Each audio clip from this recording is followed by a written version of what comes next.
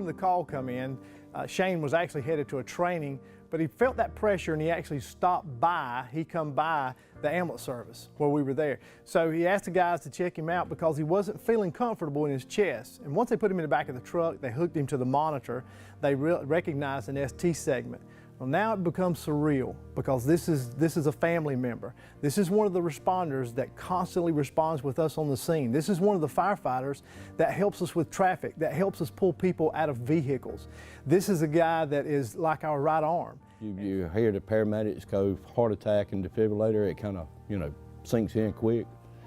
And I immediately thought of my wife and my daughter.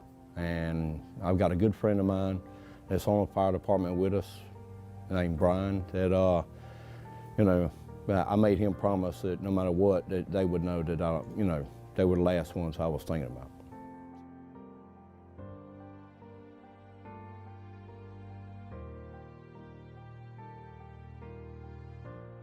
It just really hit home. Shane's hollering, "Come in here, Brian." He wanted me to get in the back of that truck with him and the ambulance and tell my wife and tell my little girl I love them. It just hit, that was rough. And then they flew off and it just, hope I never have to go through that again. But thank the Lord we had Air Evac to help us.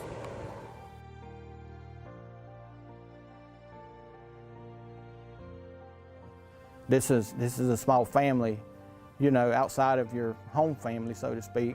And when we live, work, bleed, cry, all that's always together, So when something happens to one of us, it's a huge impact, and it's really, really scary. Really, I was petrified that morning, because I had just talked about that heart attack was a killer for firefighters. Just talked about that like 3 days before. We call Air Evac, and Air Evac lands on the scene, of course, picks Shane up and carries him to the cath lab. All the guys are standing around and they're watching that aircraft take off and wondering, will we see Shane again? Shane has already given specific instructions to some of the firefighters what to tell his wife and his children. So we're curious and wondering what's going to happen. But by the time some of the firefighters with that great anxiety had arrived at the hospital where he was at, Air Evac had already landed. They had already taken him into the cath lab and he's now in recovery. That's just how quick it happened.